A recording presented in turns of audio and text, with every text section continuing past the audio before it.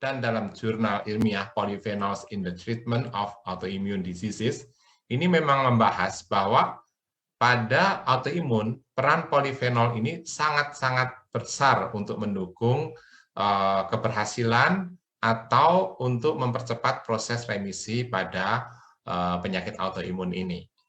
Nah, teman-teman, dari literatur-literatur yang saya baca, ternyata memang peran polifenol pada autoimun itu cukup besar. Ya, yang pertama adalah meredakan reaksi peradangan, ya, untuk sendi-sendi yang sakit atau sakit di otot-otot dan sebagainya yang akibat peradangan ini sangat terbantu dengan menggunakan polifenol ini. Ya, yang kedua adalah menyehatkan mikrobioma usus. Seperti teman-teman ketahui, mikrobioma atau bakteri-bakteri yang baik di usus itu sangat memerlukan polifenol supaya mereka bisa bertumbuh dengan sehat.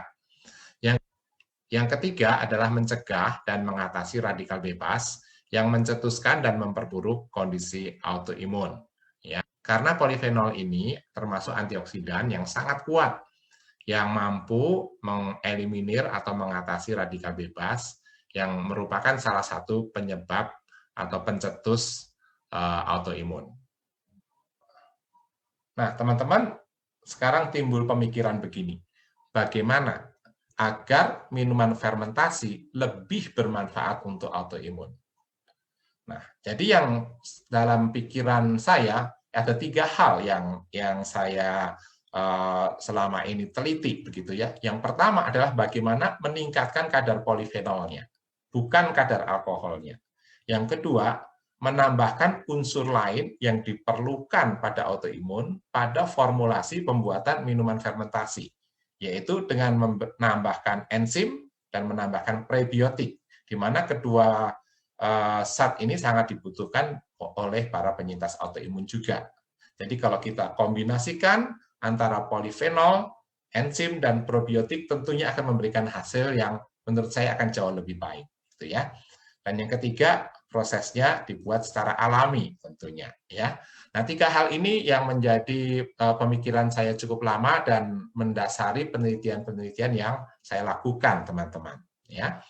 Nah, sekarang melalui 3 hal tadi, teman-teman, setelah saya teliti selama 4 tahun, ya, dari tahun 2006 sampai 2010, akhirnya saya mencoba merumuskan campuran formula atau blended formula dari 3 unsur yang sangat penting.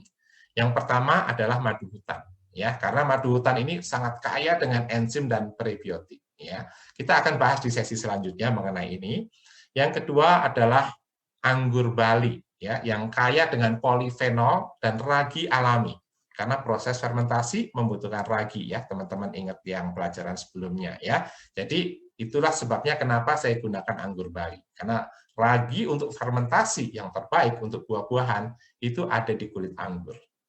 Yang ketiga adalah lemon yang kaya dengan polifenol.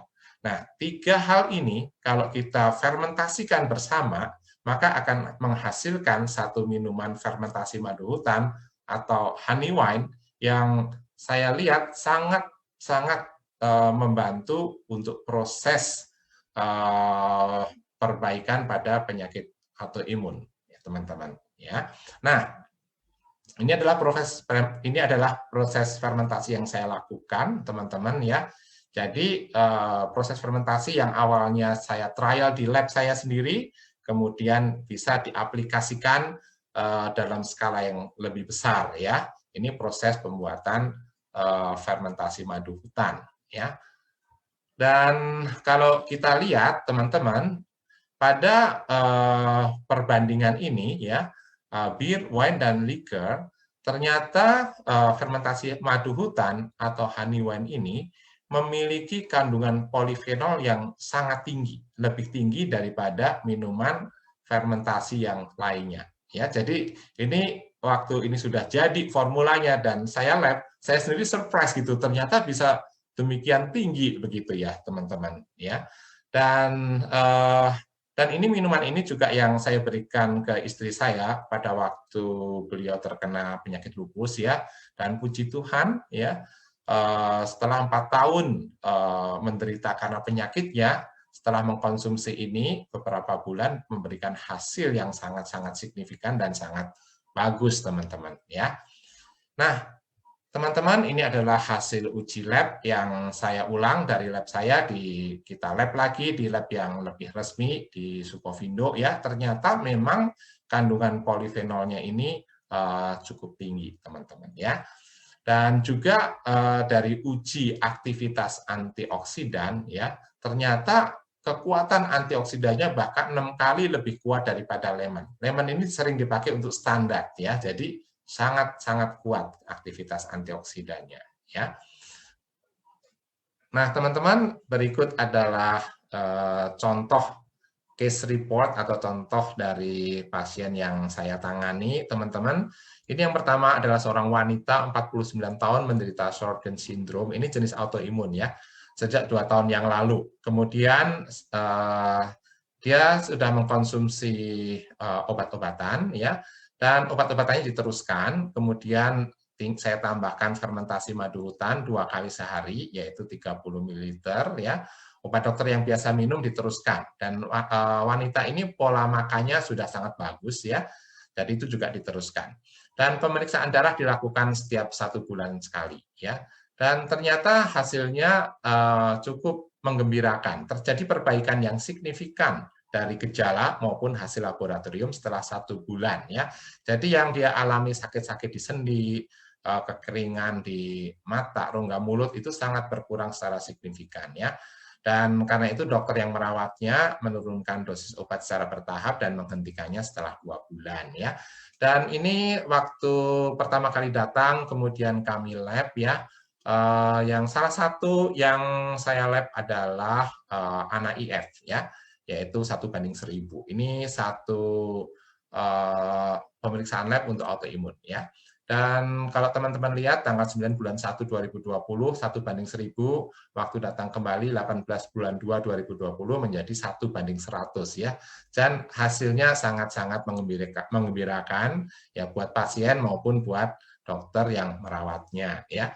Dan ini kasus satu lagi, yaitu seorang pria 49 tahun menderita lupus sejak 1 tahun yang lalu. Sudah tidak minum obat sejak 6 bulan yang lalu, meskipun disertai rasa sakit yang hilang timbul di seluruh tubuhnya, ya. Jadi dia sendiri yang memutuskan untuk tidak minum obat, gitu, ya. Nah, kemudian ditambahkan suplementasi fermentasi madu hutan 2 kali sehari, ya, 30 ml, ya. Dan pemeriksaan darah dilakukan setiap 1 bulan sekali, ya. Dan ternyata juga memberikan perbaikan yang signifikan dari gejala-gejalanya yang membaik dan sampai hilang, maupun hasil laboratorium setelah 1 bulan.